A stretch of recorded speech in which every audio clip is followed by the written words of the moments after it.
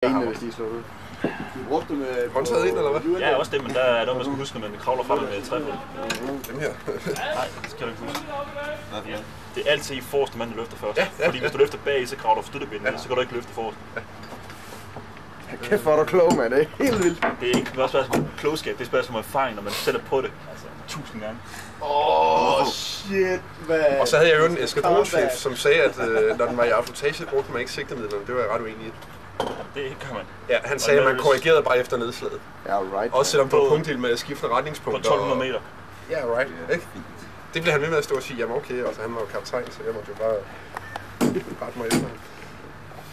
Det gør man. Selvfølgelig bruger man sigtemidler. Altså det er totalt tåbeligt andet. Ja. Kontrol altså, hvad fanden, det er der rigtig mange ben nu. Det er at stå åben her ud med pipen den, ikke? Nå, den har det ikke så godt, altså. Åbenbart ikke. Så det er der sket med. Fordi jeg lungerede de her der bagud. Ja, det kunne selvfølgelig. Ja, det må jeg fedt med. Det var rimelig stramt, jeg skulle ind i her.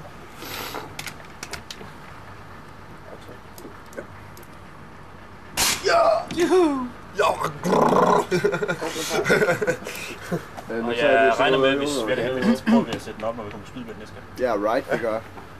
Så kan vi lige prøve at... Den er faktisk sjov at lave bredde med. Ja, Den er sgu lige så effektiv som... Jeg vil have lov at skyde LMG næste gang. Det er fandme det sjoveste. Ja, for du styrer selv... Det var ikke vedholdt. Ja. Der, men der sidder man bare og klamrer sig til håndtaget. Det er godt at han hjælper, der ligesom hjælper med at føre båndene op, så de ikke... Ja, det er ikke jeg synes, vi skal sige tak til Hammer, men hvad med Lorentzen? Jeg har sgu ikke forstået det. Jeg har lært næsten lige så meget. Der er ikke meget mere i. Ja, okay, lad os give Hammer noget. Så går vi.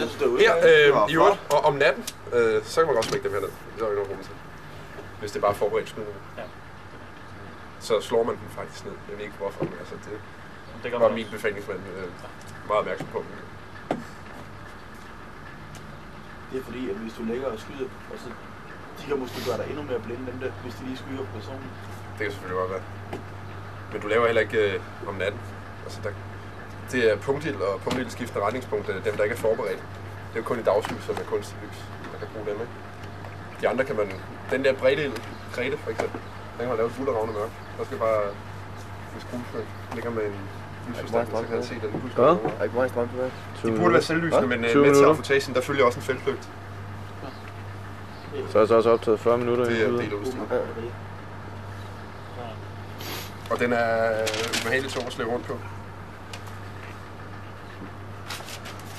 Jeg ser den derude. Ja.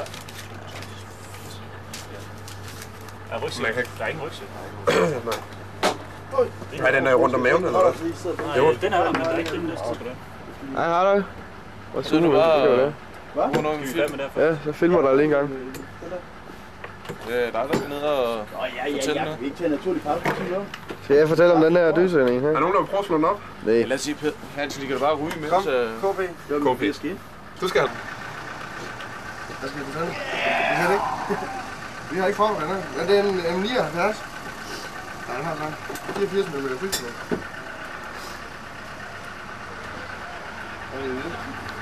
Hvad man skiller der? Hvor har du den taske der egentlig? Jeg skulle godt få ud at skyde med, jeg skal ikke det der. Der skal man jo bruge alle de data til, når bare den kan skyde. Sådan her. Så prøver vi lige den her, den har sådan. Alternativ sikring jo. Og det bruger man på den. Jeg kan ikke engang huske, hvordan man stiller den her. Det er heller ikke de samme som de andre, ikke? Jo, selvfølgelig kan jeg huske det. Det er jo, hvor langt ud du skal skyde. 200 meter skal du finde en ting ud. Og sigte på den.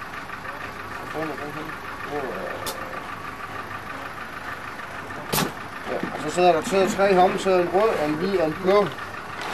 Og den hvide, det er den, man hele tiden bruger. Den røde, det er, når det er koldt, og den blå, når det er varmt. Det er også sådan, det skal være dem der, ja. Det er noget, når det er koldt, og når det er varmt. Ja, så er det. Og når man så sidder og kigger på her, så skal det jo verificeres, for at man kan ramme noget, så skal man ikke have kigget på det. Hvad, hører I efter I to, eller hvad? Vægten. Den anden. Så har man sådan en lille her, man sidder i, når man skal verificere den. Den med de to huller skal sidde i.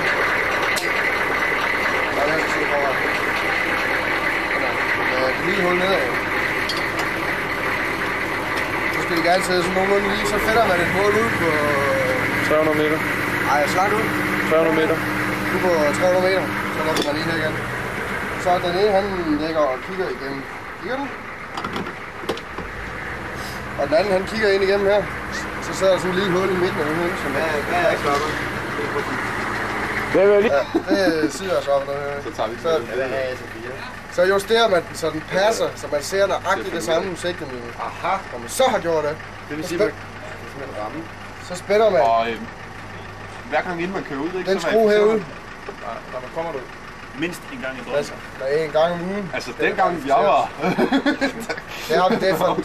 Det er længe siden, Harper. Den bog, den er slet ikke, den dutter ikke. Må jeg lige sige noget? Før en skyde udfasen, men... Jamen, man temperer dem vist heller ikke mere. Det her med 40 år og efter. Så det skal der sgu da for fanden at gøre. Det man ikke bruger mere, det er det, der hedder springskyld, hvor du affyrer 3 granater af gangen. Ja. Hvor det først er den tredje, der rammer. Og du skyder en foran målet, en over målet og en bag målet. Er det ikke en foran, en bag og en med? Jo. En foran, en Ja, det, man skal fyre de der 3 granater. Man kan godt nå at skyde... Med god så kan man også skyde 2 hullergranater af, mens der er lys. Det holder cirka 30 sekunder. Nej, en. Man kan godt nå at skyde 2 Hvis man selv har lagt sit lys. Ja, okay, hvis du selv ligger det, så... Ja, hvis der er andre, der ligger lys. Ellers så kan man godt nå... Det tager cirka 10 sekunder at genlade. Så er den klar til næste side. Så er du også lidt langsom.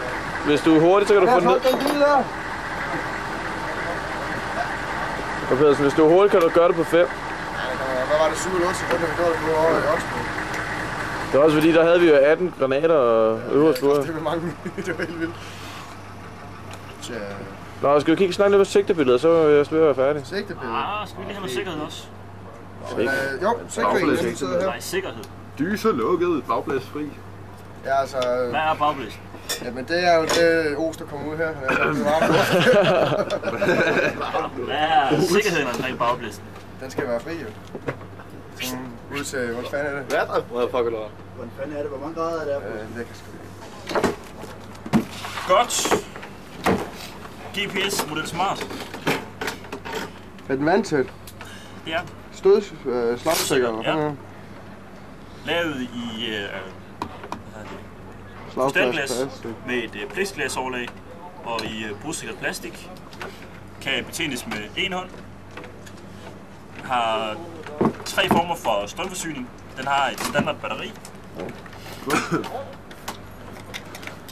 som ser sådan ud. Lithium-batteri, hvor der er strøm nok til ca. 24 timers brug på standby. Og til det vi bruger den til, hvor den kører på kontinuer, hvor det hele tiden opdaterer satellitterne, der er der strøm på ca. 6 timer. Så sidder der her nede et andet, et lille lithium-batteri. Det er til hukommelsen, så den hele tiden kan huske sin sidste position, hvis den pludselig slukker. Så er der her til, hvis vi ser til bilen. Den ledning har vi ikke. Den ledning har vi ikke. Vi har faktisk kun den her, som er ønsket at få kasse. Alt andet mangler vi. Det er evakueret til Danmark til reparation.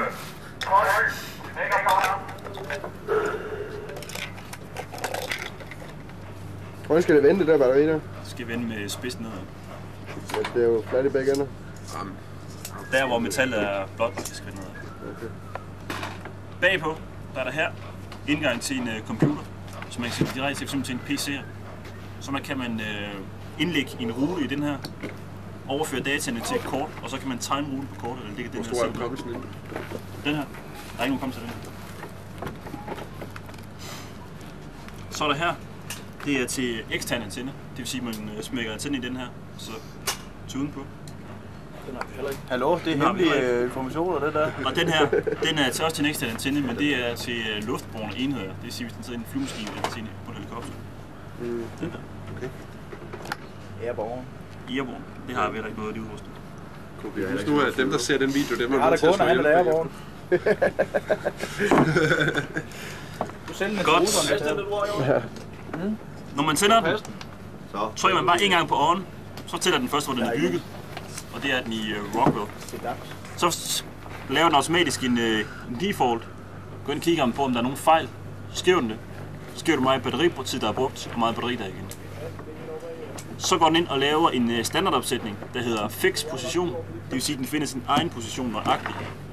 Og det gør den ud fra den sidste kendte position. Det viser den i tastaturet ved, at der står fix og old i de øverste linje. Så viser den hernede. Det her, det springer vi bare over. Det er noget omkring kurver og hældninger. Så viser den, hvor vi er. I øjeblikket der er vi på BQ 64-95-0 Eastern Heading, 52-0-89 Northern Heading. Så lige ved at få det til at fungere.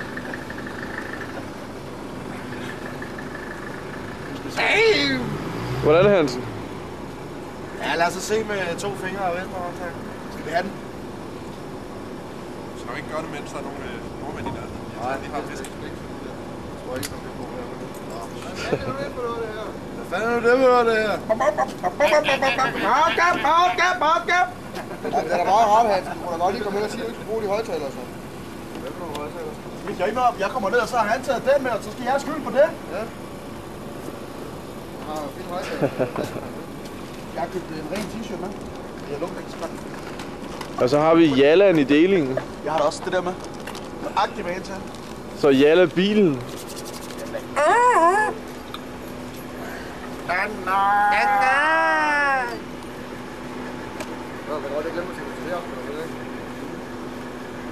Har vi nogen børnebil? Ja.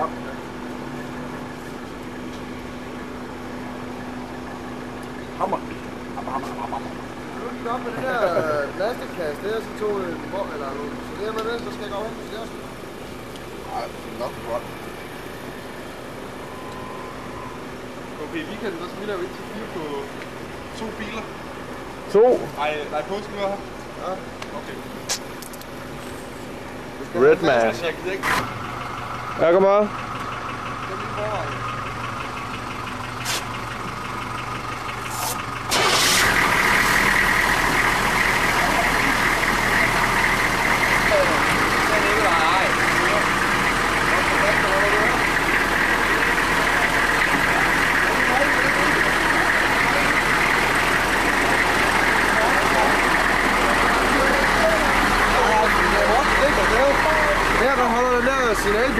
Det er vores parkeringsplads. De har flyttet min bil, men det gør ikke noget. Og jeg har min bil, så jeg er glad. Og vi har været inde i Dubai. Og det var spændende, og der var masser af politi. Masser. Men hvilken smuk morgen det her. Det er simpelthen den smukkeste morgen, vi har set længe. Det er dejligt varmt. Og det var dejligt varmt, og vi havde kaffe med derhen. Sørensen han kører fantastisk godt. Dårligt. Nej, det går faktisk ganske fortrinligt. Han har sans for placering i trafikken og det hele. Modsat de der forskellige indfødte hernede. Vi kører ligesom de blinde slås. Godt, Eli. Jeg må... Hey, you are still dangerous. If you could be my wingman anytime. Bullshit. You can be mine.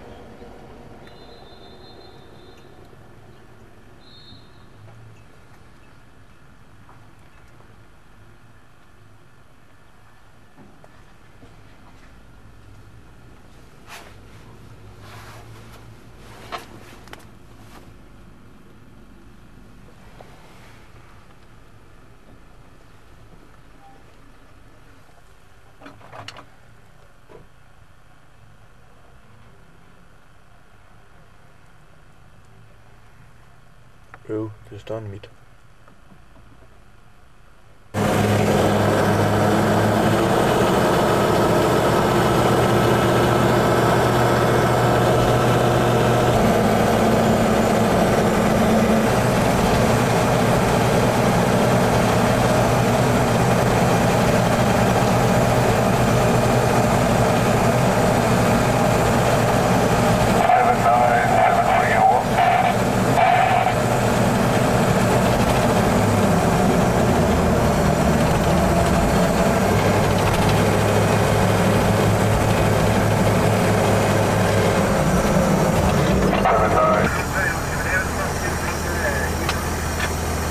jeg er begyndt at køre.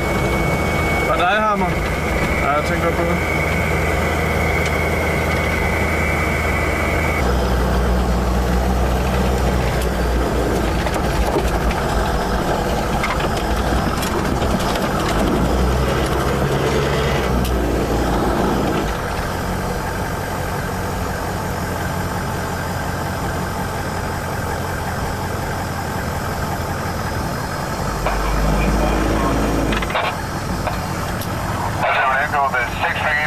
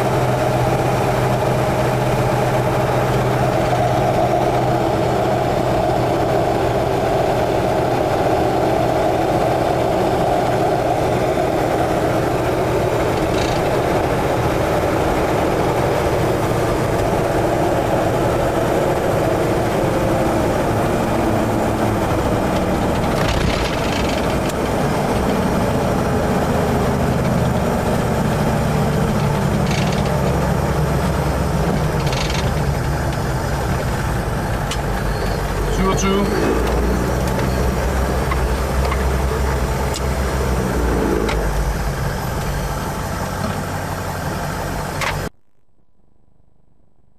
Tilbage. Ja. Så ligger man tilbage. Og så går der de der 20 minutter. Nå, nej, det skal vi ikke have på 15 minutter.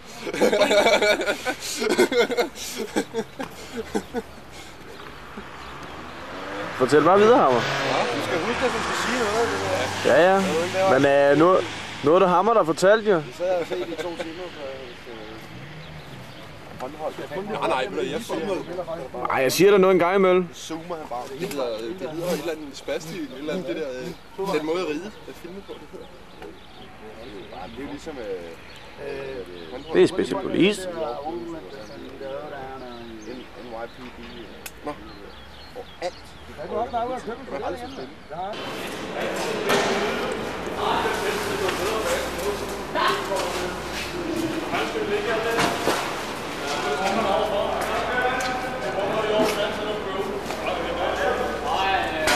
Så Minke. Jeg skal ikke filme mig. Jeg kommer til at sige ting, som... Hvad siger du? Jeg skal ikke filme mig, for jeg kommer til at sige ting, som jeg ikke skulle sige. Hvorfor det? Lort,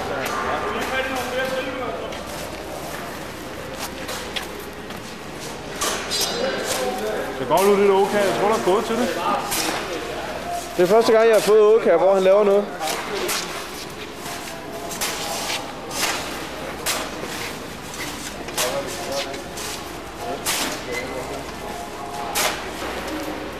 Det er fedt nok, det der KP. Ja. Det er første gang, man får billeder af Vinding, der laver noget. Helt sikkert. Fucking wanker, mand. Du laver aldrig noget. Du kan bare runde op sammen, mand. Ja, det er der nogen, der skal gøre. Du er der dig. Vil du overtage det? Nej, det er der. Fandme er det så meget, der skal lave det hele. Ja, simpelthen.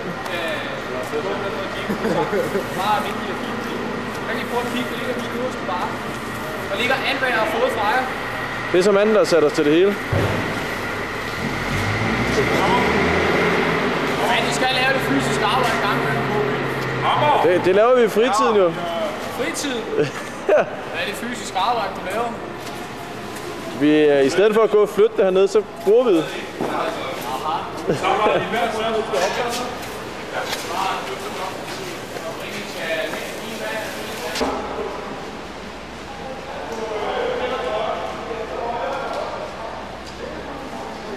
Et gående telt.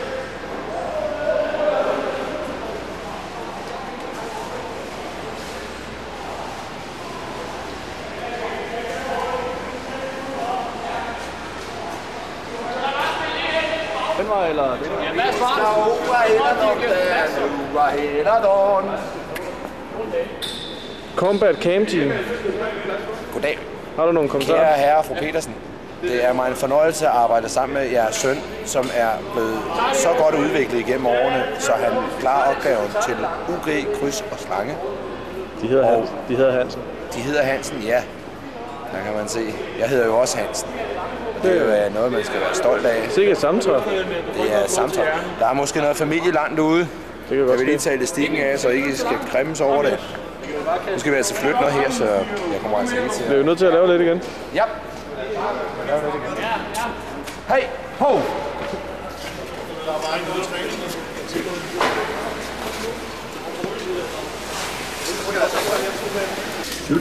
Vilders nye hjem.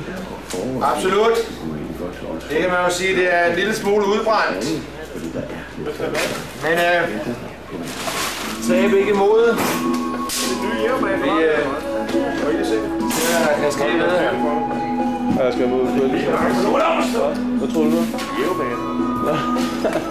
Ja. Hvornår forventer du at være færdig, Ville? Det tager jo nok... det tager jo nok en 14 dages tid, så står det klar til at flytte ind, og jeg regner med, at jeg skal have ejendomsmægler på det her, men 3 ugers tid eller noget. Hvad tror du bliver vurderet til? Ja, altså, priser, som vi holder derhjemme, det er 10-15% stigning af her i sidste stykke tid. Jeg vil nok sige, at vi kan... Nu er vi jo nede i tidligere Jugoslavien, så jeg vil nok sige, at man kan forhandle i naturalia. Og jeg vil helst ikke komme nærmere ind på her, fordi det er en privat sag. Men jeg har hørt noget om, at der er løsagtige kvinder hernede. Og der er jo som ungkald har de samme drifter som en gift mand. Så ja, det må vi kigge på senere, det ved jeg ikke. Det skal jeg snakke med ejendomsmægleren om. Der er også en anden form for ejendomsmæglervirksomhed, ikke, hvor man ligesom skal forsøge at sprede sig det større felt. Men i øjeblikket ligner det lort, og på sagt på godt dansk, så ganske udmærket brøjle kan godt bruges. Det kigger vi lige på senere. Malplaceret midt inde i en by, altså det er ikke sådan, man kan ikke stå og... Jeg styrer det hele. Jeg skal have et billedeansamling mut. Jeg ved ikke, hvordan jeg skal gøre det. Men det vil jeg altså. Husk du at sige noget. Ikke? Det er klart ud. Hvad er det for geni, som står og snakker lige? Det er sandt oplysning. Hvad er området er vi i? Jeg har det dårligt. Ja, derfor kan du godt svare alligevel. Hvorfor har du det dårligt? Fordi at jeg har fået bløvlet mavesår det der. Det tror jeg altså ikke på, fordi så har du ikke stået sådan der, bare rimelig afslappet af det hele. Så er du knækket. Brav 026. Fars andet hjem. Ligger dernede omkring. Dernede omkring. Ja. Godt. Kom så. Jeg kan ikke andet give manden radio. Nej, det ville jo også være svært andet, kan man sige. Vi har lige en fodpatrulje, en oberst og en... Er de ved at komme tilbage? Sheriff og en wannabe.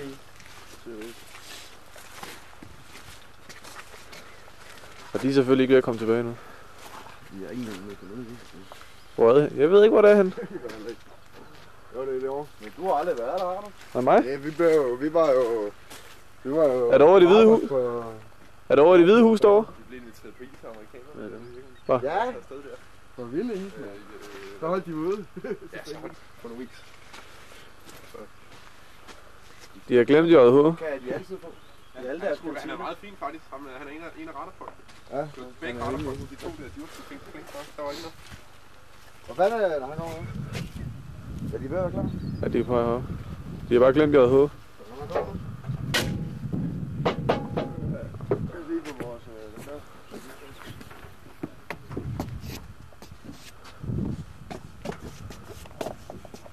Bedre lige se udenfor.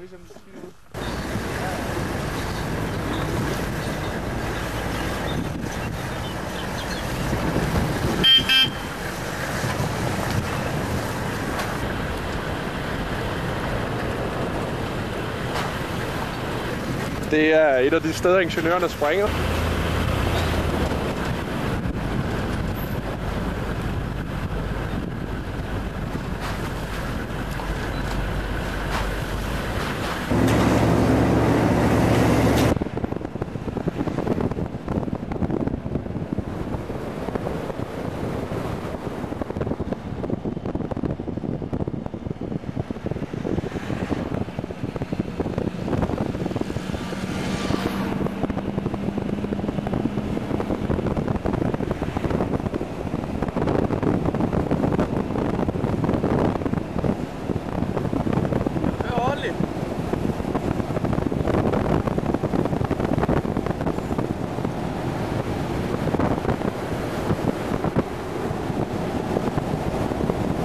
Der er ikke bare Zulu 10, eller?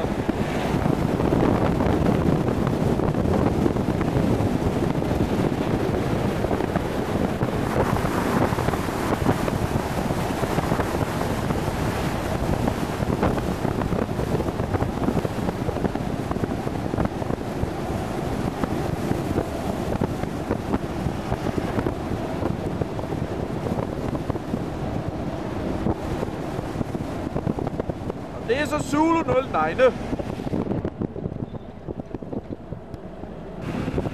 Og i øjeblikket der bevæger vi os hen mod Zulu 10, så vi skal over for at komme til Dannevirke.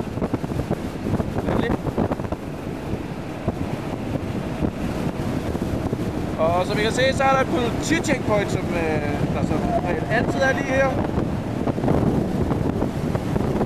Jeg aner bare ikke overhovedet, jeg kan høre noget på det her. Så ligger 710 lige dernede. Det er bare en bro, der går over floden. Moskvafloden.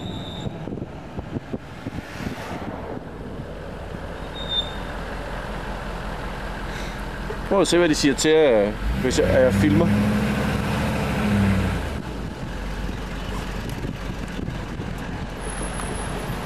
Og det er så Zulu 10, det her. Pedersen, der skal køre ordentligt.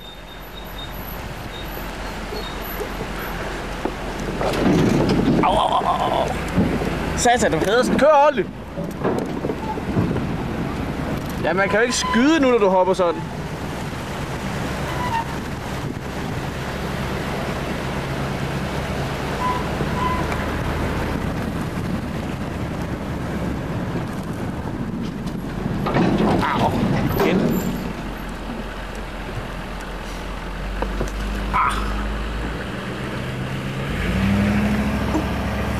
Der er Milo.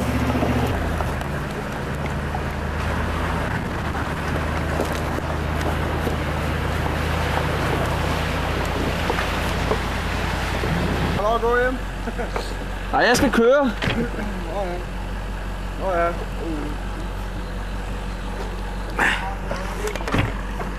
Nej, den gælder ikke.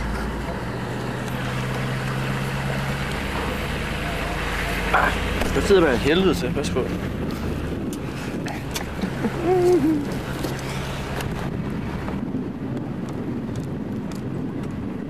Vi har så været heldige at få en beachvolleybane. Det er de svin. Selvom vi har sgu også en. Der foregår et eller andet spændende der. Det ved jeg ikke.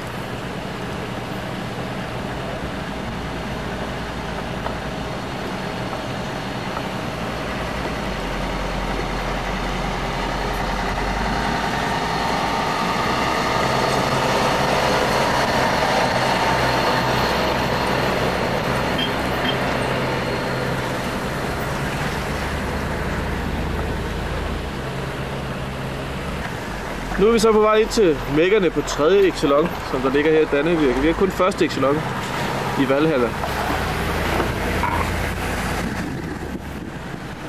Der har der igel.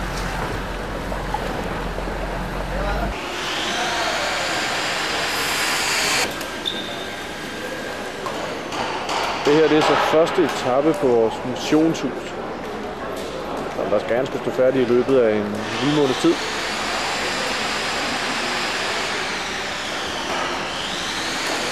Og så vi kan få øje på vores indkøbsleder, hvor han gemmer sig henne. Hvad står der? Det er kampvogn. Nu er jeg ikke styrt.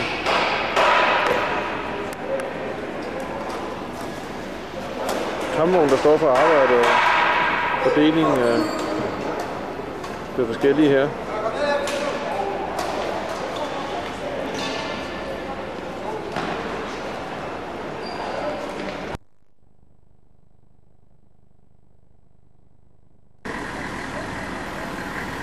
Nu har vi så endelig fået en patrulje.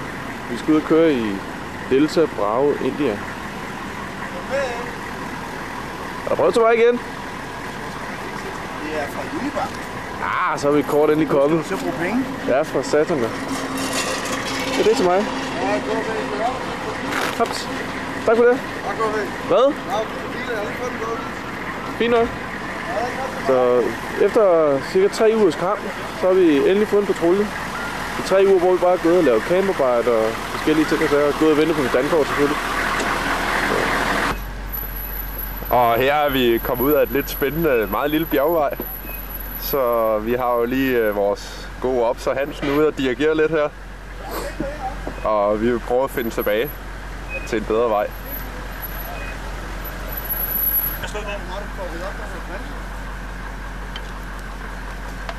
Du skal lige slukke motoren en gang, Kobi.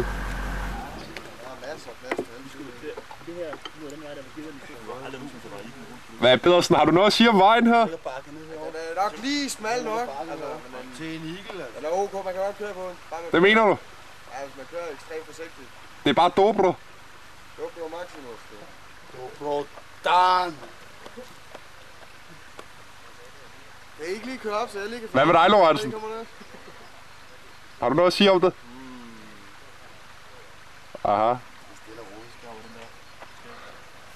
Så stiller du dig op, mand. Vi skal have nogle kommentarer. Fandme nej. Ja, vores chef, han er bare... Ja, typisk svarer Det tager lige 5 minutter. Kører Vi er ude i den underste spiralopgang her. Endnu en gang. Hvad siger du, Elkil? Jeg siger, vi tager lige 5 minutter. Aha. 5 minutter ud af de der 4-5 timer. Har du nogen kommentarer om vejen her?